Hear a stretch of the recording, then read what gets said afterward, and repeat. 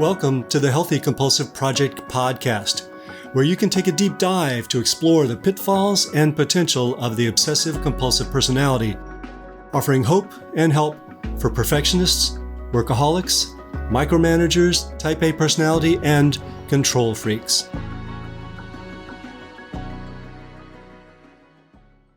Happy New Year, everyone. Gary Trosclair here, author of the Healthy Compulsive Project book, blog, and podcast.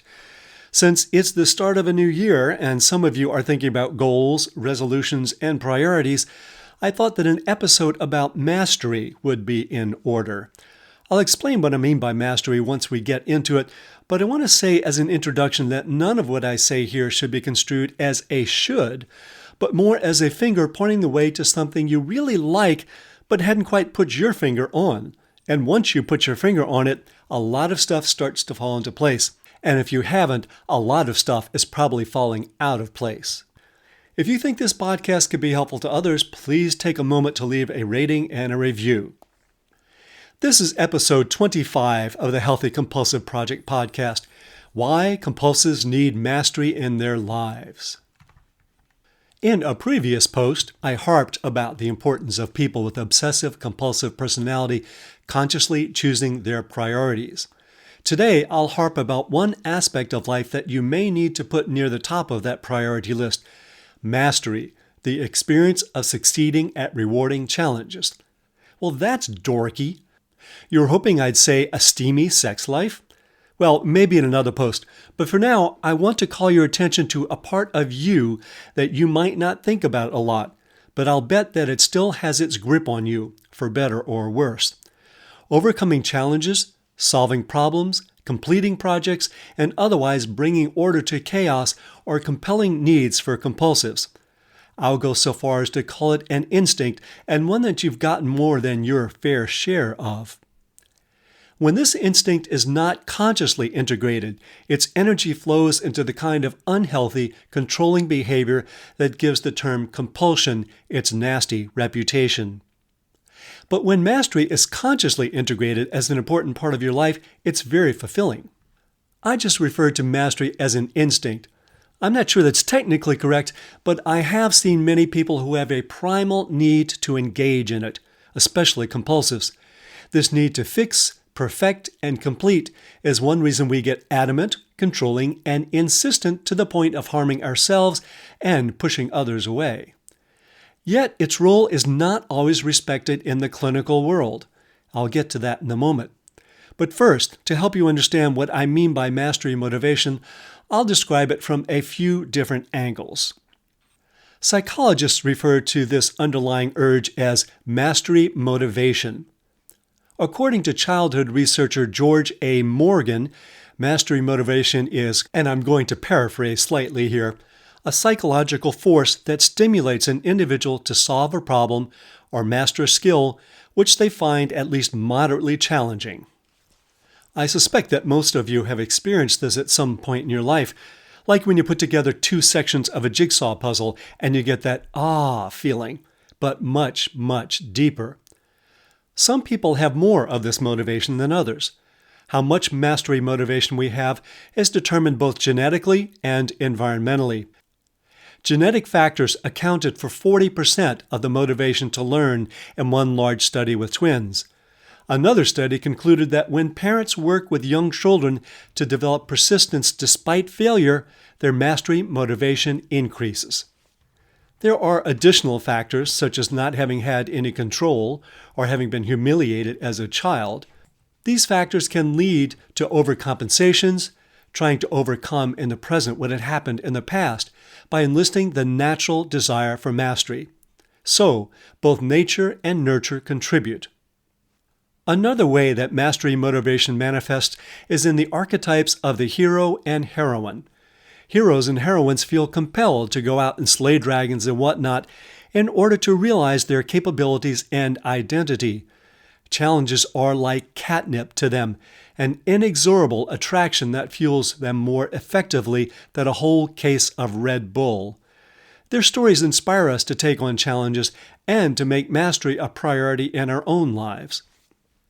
Remember how you felt when you watched The Pursuit of Happiness, or Rocky, or wild, or hidden figures. But, as I pointed out in a previous post, we can be heroically compulsive, using our energies wisely, or compulsively heroic, driven to prove ourselves rather than driving consciously towards that which has the most meaning for us. Swiss psychiatrist Carl Jung brought our attention to the urge to individuate, to cultivate as much of our unique personality as possible, and to bring some order to our chaotic psyche. This too is motivated by mastery. I'd say that the urge to master ourselves, rather than the external world, is the ultimate motivation. The now ubiquitous phrase, "be your best self," capitalizes on this urge, though it's so overused, it's become superficial.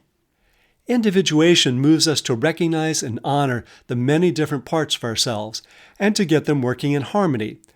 It's a challenge because it requires that we resolve conflicts within ourselves, and because we often have to push against social disapproval to grow there, a puzzle of existential proportions. Inspired by a lecture that Jung gave in Switzerland, research psychologist Mihaly Csikszentmihalyi went on to become one of the founders of the positive psychology movement and to research the conditions for happiness. Surprisingly, he did not conclude that eating ice cream while binging Simpsons episodes from the comfort of a lazy-boy massage chair was the answer. Happiness is not so easily achieved. Rather, he concluded that flow, the experience of being challenged at the right level for optimal satisfaction, is an essential element in achieving happiness. In Csikszentmihalyi's words, flow is, quote, "a state in which people are so involved in an activity that nothing else seems to matter. The experience is so enjoyable that people will continue to do it even at great cost for the sheer sake of doing it." You're very aware of your goal, and there's a balance of challenge and capacity. But the thing is, Csikszentmihalyi did not interview Bart Simpson for his research. He interviewed athletes, musicians, and artists. People who are compulsive about what they do. So perhaps he had a skewed sample. Not everyone seeks flow.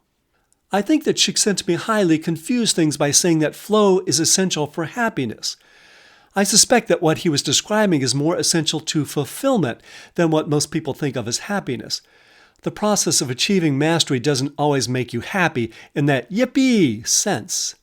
In all fairness, he was describing those moments when we're in the zone. But as anyone who's ever gotten to the zone knows, it wasn't all fun and games that got them there. It was a determination to master challenges. Unfortunately, the essential role that mastery plays in the psychology of people with obsessive-compulsive personality isn't always honored. These days, psychotherapists prioritize the value of relationships above all.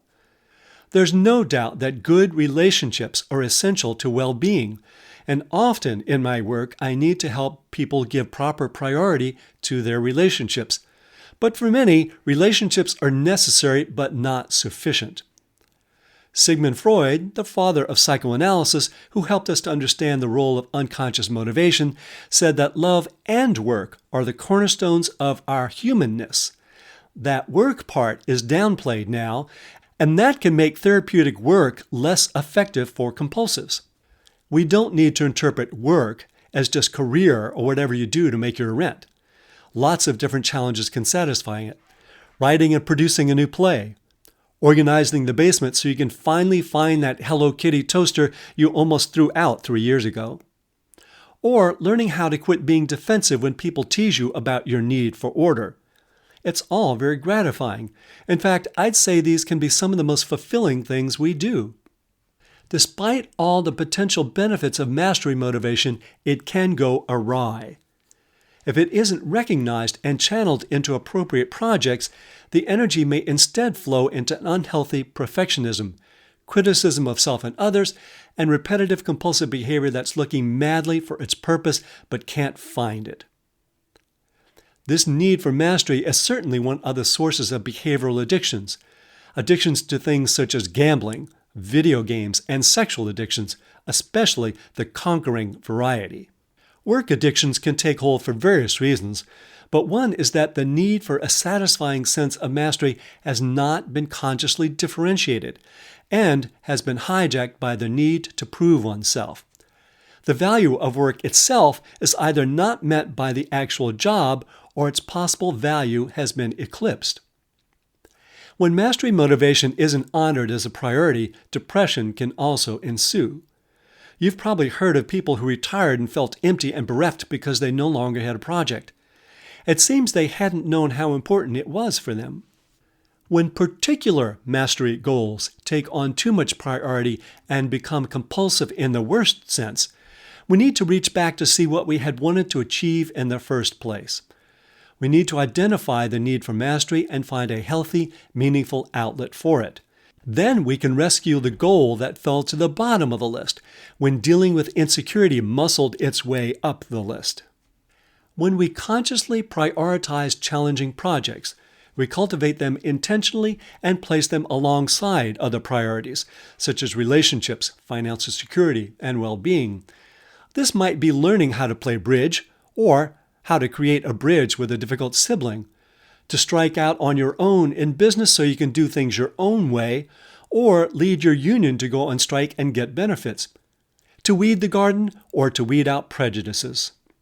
To do so, we extract the beneficial aspects of challenge and separate them from unnecessary financial goals and unhealthy ego needs. We also stop using them to avoid aspects of our lives that we might not feel comfortable with, such as relationships and leisure. And we mindfully savor the satisfaction of a project well completed. One of my big mastery projects has been my book, The Healthy Compulsive, Healing Obsessive-Compulsive Personality Disorder and Taking the Wheel of the Driven Personality. Hopefully it can help you with your mastery of mastery as well. You can find transcripts of this podcast with links to research sources and lots more at the Healthy Compulsive blog, www.thehealthycompulsive.com. If you'd like to subscribe to the Healthy Compulsive podcast, hit that subscribe button. And for a thorough guide to cultivating the positive potential of the compulsive personality, find my book on Amazon, The Healthy Compulsive, Healing Obsessive-Compulsive Personality Disorder and Taking the Wheel of the Driven Personality. And if you find any of these helpful, let others know by leaving a review. Till next time, enjoy the drive.